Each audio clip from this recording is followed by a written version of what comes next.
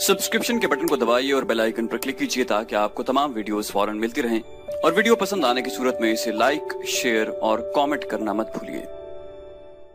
मार्च 625 ईस्वी शवाल 3 हिजरी के महीने में कुरैश ने मदीना पर हमला करने के लिए जो लश्कर तैयार किया था वो मक्का में इकट्ठा हो चुका था। उसकी कुल तादाद 3000 थी। उसमें 700 अफराद ने ज़िर्रा पहन रखी थी, घुड़सवार 200 के लगभग थे और रसद और सामान जंग 3000 ऊंटों पर लदा हुआ था।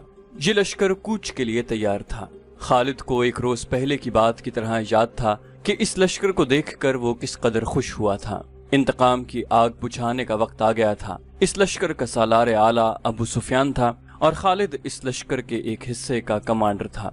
उसकी बहन भी इस लश्कर के साथ जा रही थी। उसके अलावा 14 औरतें इस लश्कर के साथ जाने के लिए तैयार थीं। इनमें अबू सुफियान की बीवी हिंद भी थी। उमर बिन अल आस की और अबू जहल के बेटे अक्रमा की बीवियां भी शामिल थीं। बाकी सब गाने बजाने वालियां थीं। सबकी आवाज में सोज था और उनके साज दफ और ढोलक थे। इन औरतों का जंग में ये काम था कि जो शीले और जज्बाती गीत गाकर सिपाहियों का हौसला बुलंद रखें और उनकी याद ताज़ा करती रहें जो जंगे बदर में मारे गए थे। खालिद को अफ्रीका का एक हबशी याद आया जिसका नाम वहशी बिन हर्ब था। वो कुरैश के एक सरदार जुबैर बिन मुतम का गुलाम था। वो दराज कद और स्याह रू और ताकतवर था। उसने बर्छी मारने के फन में शोहरत हासिल की थी। उसके पास अफ्रीका की बनी हुई बर्छी थी। उसका अफ्रीकी नाम कुछ और था। उसे अरबी नाम जुबैर ने उसके जंगी कमालात देख कर दिया था। बिन हर्ब कूच से कुछ देर पहले जुबैर बिन मुतम ने उसे कहा, मुझे अपने चचा के खून का बदला लेना है। शायद मुझे मौका न मिल सके। मेरे चचा को बदर की लड़ाई में मोहम्मद सल्लल्लाहु अलैहि वसल्लम के चचा हमजा ने कत्ल किया था। अगर तुम हमजा को कत्ल कर दो तो मैं तुम्हें आजाद कर दूंगा। हमजा मेरी बर्छी से कत्ल होगा। वहशी बिन हर्ब ने कहा। ये हबशी गुलाम उस तरफ जा निकला जहाँ वो औरतें ऊंटों पर सवार हो चुकी थीं, जो इस लश्कर के साथ जा रही थीं। किसी औरत ने उसे पुकारा। वो रुक गया। देखा कि अबू सुफियान की बीवी हिंद उसे बुला रही थी। वो उसके करीब चला गया। हिंद ने कहा कि हैरान न हो, मैंने बुलाया है। मेरा सीना इंतकाम की आग से जल रहा है। मेरा सीना ठंडा कर दे। गुलाम ने कहा, हुक्म खातून, अपने सालार की जोजा के हुक्म पर अपनी जान भी दे दूंगा। बदर में मेरे बाप को हमजा ने कत्ल किया था। हिंद ने कहा, तू हमजा को अच्छी तरह पहचानता है। ये देख, मैंने सोने के जो जेवरात पहन रखे हैं। अगर तू हमजा को कत्ल कर देगा तो ये सब जेवरात तेरे होंगे। वहशी बिन हर्ब ने हिंद के जेवरात पर नजर डाली तो वो मुस्कुराया और ज़ेरे लब पुरअज़्म लहजे में बोला, हमजा को मैं ही कत्ल करूंगा। खालिद को अपने लश्कर का कूच याद था। उसी रास्ते से लश्कर मदीना को गया था। उसने एक बुलंद जगह खड़े होकर लश्कर को देखा था। उसका सीना फख्र से फैल गया। उसे मदीना के मुसलमानों पर रहम आ गया था, लेकिन इस रहम ने भी उसे मुसर्रत दी थी। ये खून की दुश्मनी थी। ये उसके वकार का मसला था। मुसलमानों को कुचल डालना उसका अज़्म था। जंग उहद के बहुत दिन बाद उसे पता चला था कि जब मक्का में कुरैश अपना लश्कर जमा कर रहे थे तो इत्तला रसूल करीम को मिल गई थी, और जब ये लश्कर मदीना के रास्ते में था तो रसूल खुदा सल्लल्लाहु अलैहि वसल्लम को उसकी रफ्तार, पड़ाव और मदीना से फासले की इत्तलाएं मुसलसल मिलती रही थीं। आप सल्लल्लाहु अलैहि वसल्लम को लश्कर के मक्का से कूच की इत्तला हजरत अब्बास रज़ी अल्लाहु अन्हु ने दी थी। कुरैश के इस लश्कर ने मदीना से कुछ मील दूर कोहे अहद के करीब एक ऐसी जगह कैंप किया था जो हरी भरी थी और वहां पानी भी था। खालिद को मालूम न था कि मुसलमानों के 2 जासूस इस लश्कर की पूरी तादाद देखाए हैं और रसूल करीम सल्लल्लाहु अलैहि वसल्लम को बता चुके हैं। 21 मार्च 625 के रोज रसूल करीम सल्लल्लाहु अलैहि वसल्लम ने अपनी फौज को कूच का हुक्म दिया और शेखीन नामी एक पहाड़ी के दामन में खैमाजन हुए।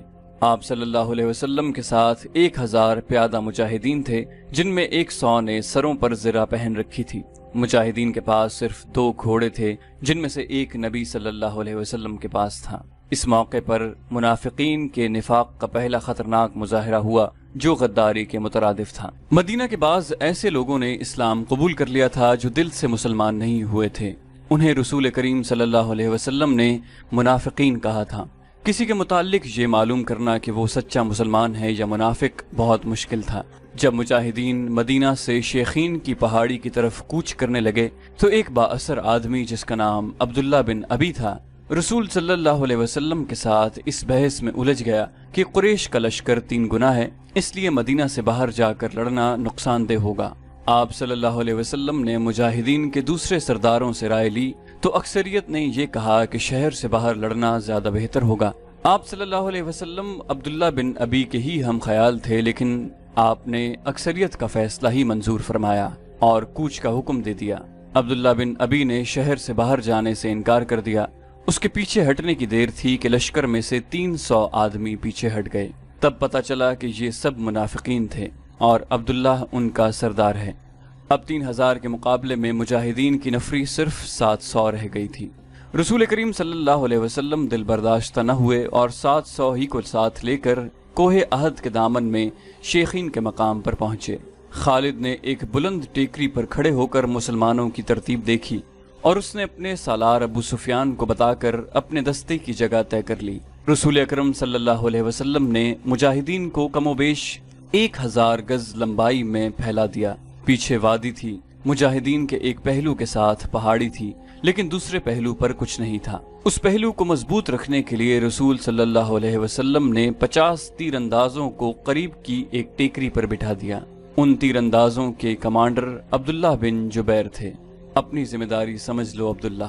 रसूल खुदा सल्लल्लाहु अलैहि वसल्लम ने उसे हिदायत देते हुए फरमाया, अपने अकब को देखो, दुश्मन हमारे अकब में नक्लो हरकत कर सकता है जो हमारे लिए खतरा है। दुश्मन के पास घुड़सवार ज्यादा हैं, वो हमारे पहलू पर घुड़सवारों से हमला कर सकता है। अपने तीरंदाजों को घुड़सवारों पर मरकूज रखो, प्यादों का मुझे कोई डर नहीं। तकरीबन तमाम मुस्तनद मौरखीन, जिनमें इब्न हशाम और वाक़िदी खास तौर पर काबिल जिक्र हैं, लिखते हैं कि रसूल करीम सल्लल्लाहु अलैहि वसल्लम ने अब्दुल्लाह बिन जुबैर रज़ियल्लाहु अन्हु को वाज़े अल्फाज में कहा था, हमारा अक़ब सिर्फ तुम्हारी बेदारी और मुस्तैदी से महफूज रहेगा। तुम्हारी जरा सी कोताही भी हमें बड़ी जिल्लत आमेज शिकस्त दे सकती है। याद रखो अब्दुल्ला, अगर तुम दुश्मन को भागते हुए और हमें फतहयाब होते हुए देख लो तो भी इस जगह से न हिलना। अगर देखो कि हम पर दुश्मन का दबाव बढ़ गया है और तुम्हें हमारी मदद के लिए पहुंचना चाहिए तो भी ये जगह न छोड़ना। पहाड़ी की ये बुलंदी दुश्मन के कब्जे में नहीं जानी चाहिए। ये बुलंदी तुम्हारी है, वहां से तुम नीचे इस तमाम इलाके के हुक्मरान होगे जहां तक तुम्हारे तीरंदाजों के तीर पहुंचेंगे। खालिद ने मुसलमानों की तरतीब देखी और अबू सुफियान को बताया कि मुसलमान खुले मैदान की लड़ाई नहीं लड़ेंगे। अबू सुफियान को अपनी कसीर नफरी पर नाज था। वो चाहता था कि लड़ाई खुले मैदान में यानी लामहदूद महाज पर हो, ताकि वो अपने प्यादों और घोड़ों की अफराद से मुजाहिदीन इस्लाम को कुचल डाले। खालिद को अपने बाप ने जंगी चालों की तरबियत बचपन से देनी शुरू कर दी थी। दुश्मन पर बेखबरी में पहलू या अकब से झपटना और दुश्मन को चक्कर दे देकर मारना, अपने दस्तों की तकसीम और उन पर कंट्रोल उसकी तरबियत में शामिल था जो उसे बाप ने दी थी। उसने तजर्बेकार सरदारों की निगाहों से मुजाहिदीन की तरबियत देखी तो उसने महसूस किया कि मुसलमान फन हर्ब व ज़र्ब के कमालात दिखा सकते हैं। अबू सुफियान अपनी फौज को मुसलमानों के बिलमुकाबिल ले गया। उसने घुड़सवारों को मुसलमानों के पहलुओं पर हमला करने के लिए भेजा। एक पहलू पर खालिद और दूसरे पर अक्रमा थे। दोनों के साथ 100 घुड़सवार थे। तमाम घुड़सवारों का कमांडर उमरो बिन अलास था। प्यादों के आगे अबू सुफियान ने 100 तीरंदाज रखे।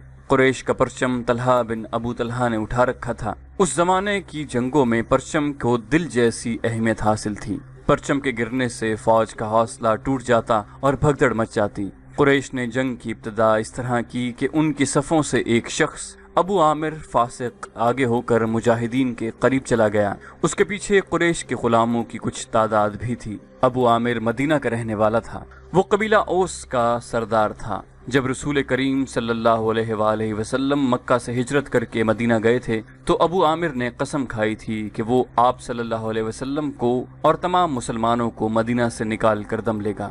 उस पर एक बड़ी ही हसीन यहूदन का और यहूदियों के माल दौलत का तिलिस्म तारी था। यहूदियों की इस्लाम दुश्मन कार्रवाइयाँ जमीन दोज होती थीं।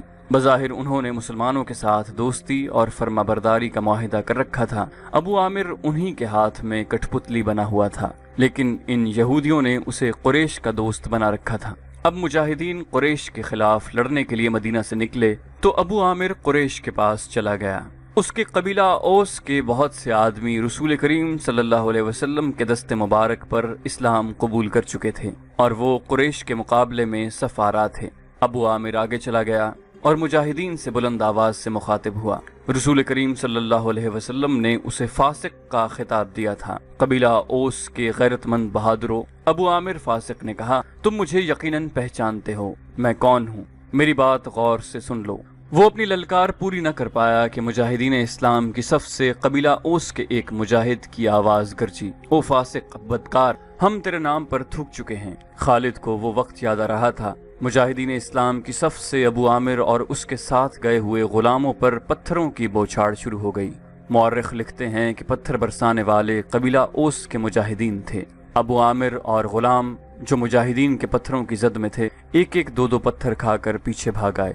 یہودی مدینہ میں بیٹھے لڑائی کی خبروں کا انتظار کر رہے تھے۔ جس یہودن کے طلسم میں ابو عامر گرفتار تھا، وہ اپنی کامیابی کی خبر سننے کے لیے بےتاب تھی۔ اسے ابھی معلوم نہ تھا کہ اس کے حسن و جوانی کے طلسم کو مسلمانوں نے سنگسار کر دیا ہے۔ ابو عامر فاسق کے اس واقعے سے پہلے وہ عورتیں جو قریش کے لشکر کے ساتھ گئی تھیں، لشکر کے درمیان کھڑی ہو کر سریلی آوازوں میں ایسے گیت گا رہی تھیں جن میں بدر میں مارے جانے والے قریش کا ذکر ایسے الفاظ میں، ایسی طرز میں کیا گیا تھا کہ سننے والوں کا خون کھولتا اور رونگٹے کھڑے ہو جاتے۔ ان عورتوں میں سے ایک دو نے جوشیلی تقریر کی صورت میں بھی قریش کا خون گرمایا۔ عورتوں کو پیچھے چلے جانے کا حکم ملا تو ابو سفیان کی بیوی ہند نے ایک گھوڑے پر سوار ہو کر ایک گیت گانا شروع کر دیا۔ اس کی آواز بلند تھی اور اس میں سوز بھی تھا۔ تاریخ لکھنے والوں نے اس گیت کے پورے اشعار قلم بند نہیں کیے۔ انہوں نے لکھا ہے کہ یہ گیت فحش تھا جس میں مرد و عورت کے درپردہ تعلقات کا ذکر تھا۔ اشعار جو تاریخ میں آئے ہیں وہ اس طرح ہیں، ان میں جس عبدالدار کا نام آتا ہے یہ بنو عبدالدار ہے۔ بنو امیہ اسی کی ایک شاخ تھی۔ بنو عبدالدار قریش کا بہت اونچا خاندان تھا۔ عبدالدار کے سپوتوں، ہمارے گھرانوں کے پاسبانوں، ہم رات کی بیٹیاں ہیں، ہم تکیوں کے درمیان حرکت کیا کرتے ہیں، اس حرکت میں لطف اور لذت ہوتی ہے۔ تم دشمن پر چڑھ دوڑے تو ہم تمہیں اپنے سینوں سے لگا لیں گے، تم بھاگ آئے تو ہم تمہارے قریب نہیں آئیں گے۔ اس کے بعد ابو عامر فاسق پر مجاہدین اسلام کی طرف سے سنگباری ہوئی اور اس کے فوراً بعد قریش نے مجاہدین پر تیر پھینکنے شروع کر دیے۔ مجاہدین نے اس کے جواب میں تیر برسائے۔ خالد اپنے پہلو والے مسلمانوں کے پہلو پر حملہ کرنے کے لیے اپنے 100 سواروں کے ساتھ تیزی سے بڑھا۔ اسے معلوم نہ تھا کہ بلندی پر تیر انداز چھپے بیٹھے ہیں۔ اس کے سوار بے دھڑک چلے آ رہے تھے۔ راستہ ذرا تنگ تھا، سواروں کو آگے پیچھے ہونا پڑا۔ خالد سوچ سمجھ کر اپنے سوار دستے کو اس پہلو پر لایا تھا۔ اپنے باپ کی تربیت کے مطابق اسے بڑی خود اعتمادی سے توقع تھی کہ وہ ہلہ بول کر مسلمانوں کو اس پوزیشن میں لے آئے گا کہ وہ پسپا ہو جائیں گے، اور اگر جم کر نہ لڑے تو قریش کے گھوڑوں تلے کچلے جائیں گے۔ مگر مسلمانوں کے پہلو سے اس کے سوار ابھی دور ہی تھے کہ اوپر سے تیر اندازوں نے اس کے اگلے سواروں کو نہ آگے جانے کے قابل چھوڑا نہ وہ پیچھے ہٹنے کے قابل رہے۔ ایک ایک سوار کئی تیر کھا کر گرا، اور جن گھوڑوں کو تیر لگے انہوں نے خالد کے سوار دستے کے لیے قیامت برپا کر دی۔ پیچھے والے سواروں نے گھوڑے موڑے اور پسپا ہو گئے۔ ادھر قریش کی عورتوں نے دف اور ڈھولک کی تھاپ پر وہی گیت گانا شروع کر دیا جو ہند نے اکیلے گایا تھا۔ مورخ واقعی لکھتا ہے کہ عربی جنگجوؤں کے اس وقت رواج کے مطابق ایک ایک جنگجو کے لڑنے کا مرحلہ آیا۔ سب سے پہلے قریش کے پرچم بردار طلحہ بن ابو طلحہ نے آگے جا کر مجاہدین اسلام کو للکارا کہ اس کے مقابلے کے لیے کسی کو آگے بھیجو۔ عامر دین کے دشمن حضرت علی رضی اللہ عنہ نے تند ہوا کے جھونکے کی طرح آگے آ کر کہا، میں آتا ہوں تیرے مقابلے کے لیے۔ طلحہ اپنے قبیلے کا پرچم تھامے تلوار لہراتے ہوئے بفرا ہوا آیا، مگر اس کا وار ہوا کو چیرتا ہوا گزر گیا۔ وہ ابھی سنبھل ہی رہا تھا کہ حضرت علی کی تلوار نے اسے ایسا گہرا زخم لگایا کہ پہلے اس کا پرچم گرا، پھر وہ خود گرا۔ قریش کا ایک آدمی دوڑا آیا اور پرچم اٹھا کر لے گیا۔ حضرت علی اسے بھی گرا سکتے تھے، مگر انفرادی مقابلوں میں یہ روا نہ تھا۔ طلحہ کو اٹھا کر پیچھے لے آئے۔ اس کے خاندان کا ایک اور آدمی آگے بڑھا۔ میں انتقام لینے کا پابند ہوں، وہ للکار کر آگے گیا، آ میری تلوار کی کاٹ دیکھ۔ حضرت علی رضی اللہ عنہ خاموشی سے اس کے مقابلے پر آ گئے۔ دونوں نے ایک دوسرے کی آنکھوں میں آنکھیں ڈالے، ایک چکر کاٹا، پھر ان کی تلواریں اور ڈھالیں ٹکرائیں، اور اس کے بعد سب نے دیکھا کہ حضرت علی کی تلوار سے خون ٹپک رہا ہے اور ان کا مد مقابل زمین پر پڑا تڑپ رہا تھا۔ پھر قریش کے متعدد آدمی باری باری للکارتے ہوئے آگے بڑھے، مجاہدین کے مقابلے میں مرتے گئے۔ قریش کا سالار اعلیٰ ابو سفیان اپنے آدمیوں کو گرتا دیکھ کر غصے سے بے قابو ہو گیا۔ جنگی دستور کے مطابق اسے انفرادی مقابلے کے لیے نہیں اترنا چاہیے تھا، کیونکہ وہ سالار تھا۔ اس کے مارے جانے سے اس کی فوج میں ابتری پھیل سکتی تھی، لیکن وہ اپنے آپ پر قابو نہ رکھ سکا۔ وہ گھوڑے پر سوار تھا۔ اس نے گھوڑے کو ایڑ لگائی اور للکارتا ہوا آگے چلا گیا۔ اس کی بیوی ہند نے اسے جاتے دیکھا تو اپنے اونٹ پر سوار ہو کر آگے چلی گئی اور بڑی بلند آواز سے وہی گیت گانے لگی۔ ابو سفیان گھوڑے پر سوار تھا، لیکن اس کے مقابلے کے لیے جو مسلمان آگے آیا وہ پیادہ تھا۔ تاریخ اسے حنظلہ بن ابو عامر رضی اللہ عنہ کے نام سے یاد کرتی ہے۔ ابو سفیان کے ہاتھ میں لمبی برچھی تھی۔ کسی کو بھی توقع نہ تھی کہ تلوار والا پیادہ برچھی والے گھڑ سوار سے زندہ بچ جائے گا۔ ابو سفیان کا گھوڑا حنظلہ رضی اللہ عنہ پر سرپٹ دوڑا آیا۔ ابو سفیان نے برچھی تول کر پھر تاک کر ماری، لیکن حنظلہ رضی اللہ عنہ پھرتی سے ایک طرف ہو گئے۔ اس طرح 3 مرتبہ ہوا۔ تیسری مرتبہ ابو سفیان کا گھوڑا نکل گیا تو حنظلہ اس کے پیچھے دوڑ پڑے۔ گھوڑا رک کر پیچھے کو مڑا تو حنظلہ رضی اللہ عنہ اس تک پہنچ چکے تھے۔ ابو سفیان اسے دیکھ نہ سکا۔ حنظلہ نے گھوڑے کی اگلی ٹانگوں پر ایسا زوردار وار کیا کہ گھوڑا گر پڑا۔ ابو سفیان دوسری طرف گرا۔ حنظلہ رضی اللہ عنہ اس پر حملہ کرنے کو آگے بڑھے تو ابو سفیان گرے ہوئے گھوڑے کے ارد گرد دوڑ کر اپنے آپ کو بچانے لگا، اور اس کے ساتھ ہی اس نے قریش کو مدد کے لیے پکارا۔ قریش کا ایک پیادہ دوڑا آیا۔